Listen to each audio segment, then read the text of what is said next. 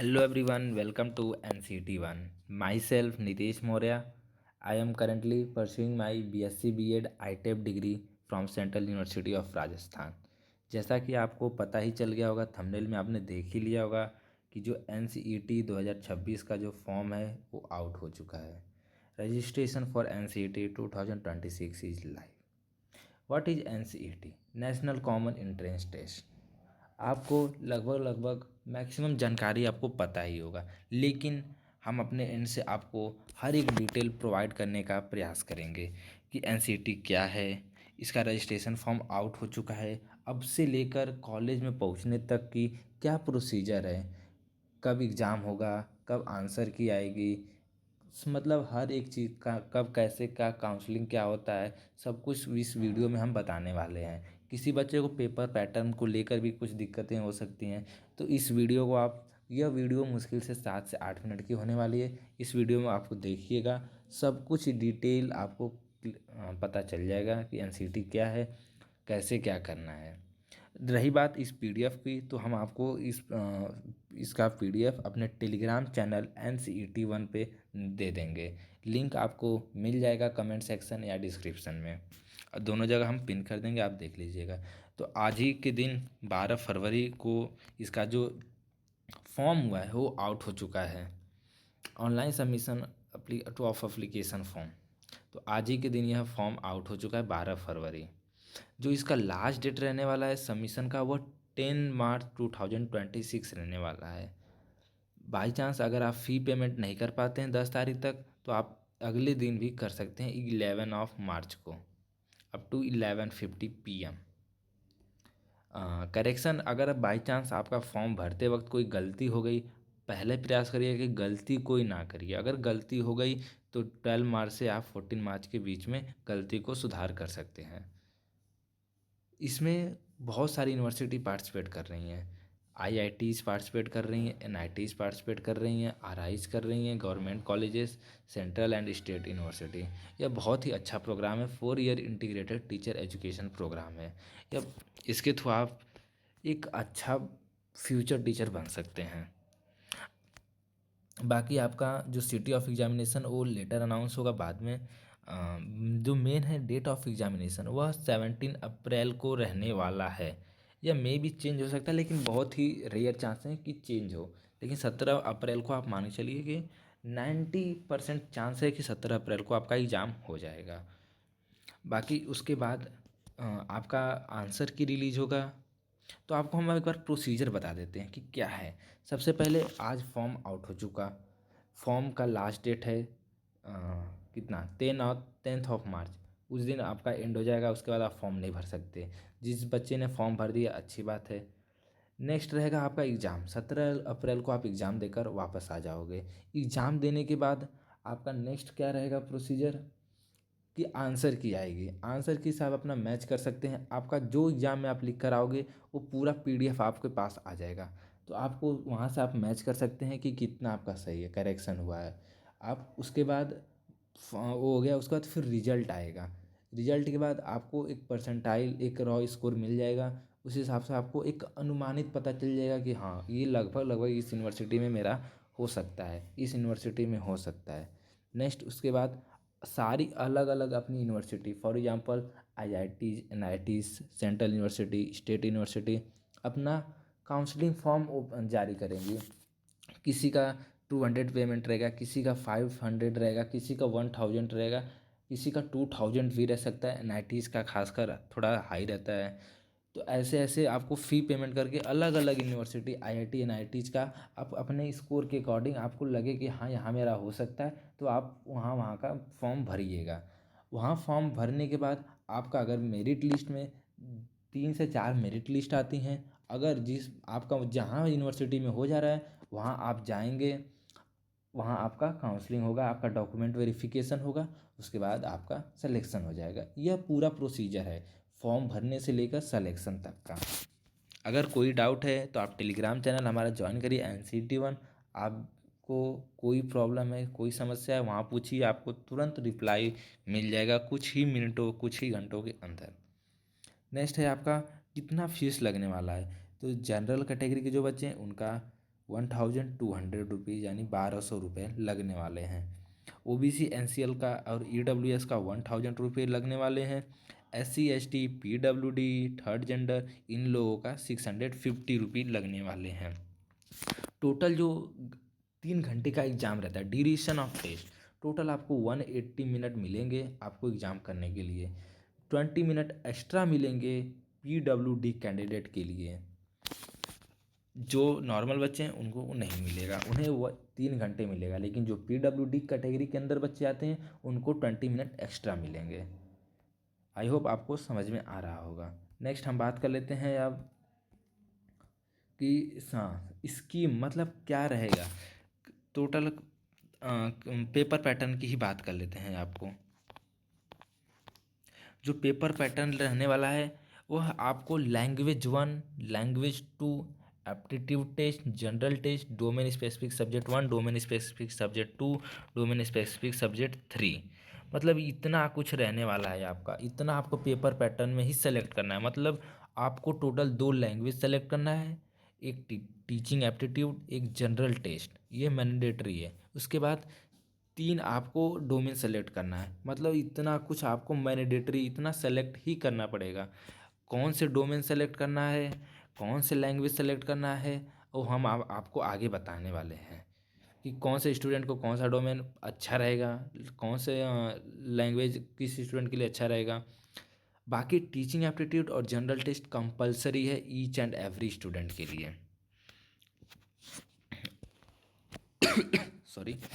Language one में total 23 question रहेगा और उसमें से 20 अटैम्प्ट करने रहेंगे। लैंग्वेज 2 आपका 23 क्वेश्चन रहेगा, 20 अटैम्प्ट करने रहेंगे। अब आपको कौन से लैंग्वेज लेने हैं वो हम आपको शो कर देते हैं कि कौन से लैंग्वेज, अभी आपको हम दिखा देंगे कि कौन से लैंग्वेज लेने हैं। पहले हम बात कर लेते हैं लैंग्वेज, फिर देन है टीचिंग एप्टीट्यूड। टीचिंग एप्टीट्यूड के 23 क्वेश्चन रहने वाले, 20 अटैम्प्ट करने, एंड जनरल टेस्ट के 28 क्वेश्चन रहने वाले, 25 अटैम्प्ट करने हैं। यानी आप जैसा कि आप देख सकते हैं उसके जनरल टेस्ट की ज़्यादा क्वेश्चन है, 25 क्वेश्चन आने वाले हैं। डोमेन स्पेसिफिक सब्जेक्ट यानी 3 डोमेन सब्जेक्ट्स आपके लेने हैं जिसके 28 क्वेश्चन आएंगे। 25 आपको अटैम्प्ट करने हैं। टोटल 181 क्वेश्चन रहेंगे और 160 अटैम्प्ट करने रहेंगे आपको। इंटू 4 कर दीजिएगा, आपके मार्क्स पते चल जाएंगे टोटल कितने मार्क्स के होने वाले हैं। तो ये रहा आपका पेपर पैटर्न कि मतलब कितना क्या है। आई होप आपको समझ में आ रहा होगा। नेक्स्ट अब बात कर लेते हैं डोमेन। हाँ, बहुत बच्चे को डोमेन में प्रॉब्लम है। जैसे मान लीजिए जो बायो वाले बच्चे हैं तो वो तो पीसीबी लेंगे, और बाकी जो मैथ वाले बच्चे हैं वो पीसीएम लेंगे, और जो पीसीएमबी वाले हैं वो दोनों ले सकते हैं। यानी टोटल 160 क्वेश्चन है, यानी 640 मार्क्स का आपका टोटल एग्ज़ाम रहने वाला है। तो आपको पेपर पैटर्न में तो कोई प्रॉब्लम नहीं आने वाला है। पेपर पैटर्न हमने डिस्कस कर लिया आपको। हाँ, सिलेबस आई थिंक आपको बता देता हूँ। हाँ, तो वही लैंग्वेज, तो टोटल आपको 38 लैंग्वेज दिया गया है। 38 लैंग्वेज में से आप कोई सा भी 2 सेलेक्ट कर सकते हैं, लेकिन दोनों डिफरेंट रहना चाहिए। फॉर एग्जांपल आपने English language and literature select कर लिया, तो अब इसके अलावा जितने भी शो हो रहे हैं इस स्क्रीन पे, आपको इसमें से कोई सा भी सेलेक्ट कर सकते हो। इसमें से Japanese, Malayalam, Kannada, Bengali, Gujarati, Hindi language and literature, Hindi for communication, English for communication, मतलब कुछ भी सेलेक्ट कर सकते हो। मेनली बच्चे मतलब मैं बताना चाहूँ अपने एंड से, आप कुछ भी सेलेक्ट कर सकते हो। जो मेनली बच्चे होते हैं इंग्लिश लैंग्वेज एंड लिटरेचर के साथ साथ इंग्लिश फॉर कम्युनिकेशन सेलेक्ट करते हैं, सीबीएसई आईसीएसई बोर्ड वाले बच्चे अक्सर कर। लेकिन जिनकी हिंदी अपनी स्ट्रांग है वो हिंदी लैंग्वेज एंड लिटरेचर के साथ साथ हिंदी फॉर कम्युनिकेशन सेलेक्ट कर सकते हैं। जो बच्चे चाहते हैं नहीं एक इंग्लिश सेलेक्ट करना है एक हिंदी सेलेक्ट करना है, वो दोनों में से एक इंग्लिश सेलेक्ट कर लीजिए एक हिंदी सेलेक्ट कर लीजिए, अच्छा रहता है। लेकिन अगर आपको सोच रहे हैं कि क्यों दोनों इंग्लिश आप सेलेक्ट करेंगे, दोनों का लगभग लगभग सेम ही सिलेबस रहता है, तो इसलिए ज़्यादा दिक्कत नहीं होता है। अगर आप एक इंग्लिश एक अपना रीजनल लैंग्वेज सेलेक्ट करना चाहते हैं, फॉर एग्जांपल मराठी, उड़िया, पंजाबी, तमिल, तेलुगु, उर्दू, अरबी, तो उसको भी सेलेक्ट कर सकते हैं, आपका कोई प्रॉब्लम नहीं होने वाली है। यानी दो आपको एटलीस्ट दो लैंग्वेज सेलेक्ट करना इम्पॉर्टेंट है, जो ऊपर दिखाया हूँ जो आप लोगों को इसमें। नेक्स्ट है डोमेन सब्जेक्ट्स। तो बीएससी स्टूडेंट के लिए मैं बता दूं तो डोमेन में आप क्या, अगर आप फिजिक्स केमिस्ट्री मैथ लेते हो तो आप पीसीएम वाले हो, फिजिक्स केमिस्ट्री बायो लेते हो तो यानी आप पीसीबी वाले हो। तो आप अपना ये पेयरिंग ज़रूर इंपॉर्टेंट रखिए, क्योंकि बहुत सारी यूनिवर्सिटी हैं जिसमें ये ज़रूरी रहता है। नहीं तो कुछ बच्चे होते हैं फिजिक्स ले लेंगे, केमिस्ट्री ले लेंगे, कोई दूसरा सब्जेक्ट ले लेंगे, तो बाद में आप जब एग्ज़ाम दोगे, जब काउंसलिंग करोगे, तो उसमें आपको दिक्कत आती है। जैसे सेंट्रल यूनिवर्सिटी ऑफ राजस्थान में यहाँ पे केवल पीसीएम वाले बच्चे अलाउड हैं, तो आपको फिजिक्स केमिस्ट्री मैथ कंपलसरी लेना रहता है। यहाँ पीसीबी वाले स्टूडेंट अलाउड नहीं है। तो इस हिसाब से आप अपना देख लीजिएगा कि फिजिक्स केमिस्ट्री मैथ लेना है या फिजिक्स केमिस्ट्री बायो लेना है। सेम इसी तरह बीए वाले बच्चे भी अपना कम देख लेंगे, जियोग्राफी, हिस्ट्री, पॉलिटिक्स, इकोनॉमिक्स, जो आपको लेना है। And teaching aptitude and general test, ये दोनों तो मोस्ट इम्पॉर्टेंट है, ये दोनों तो लेना ही लेना है आपको।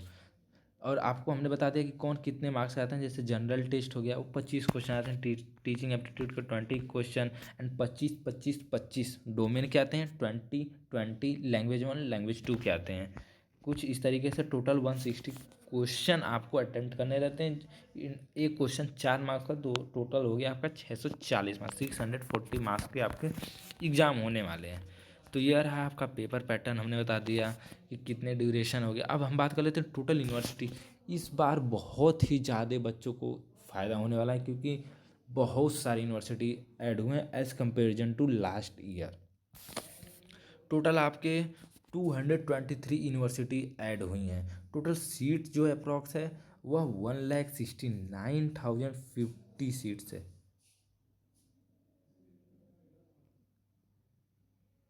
सॉरी सॉरी 16,950 सीट्स हैं। सॉरी, हाँ प्रोनाउंसिएशन मिस्टेक हो गया। 16,950 सीट्स, 16,950 सीट हैं।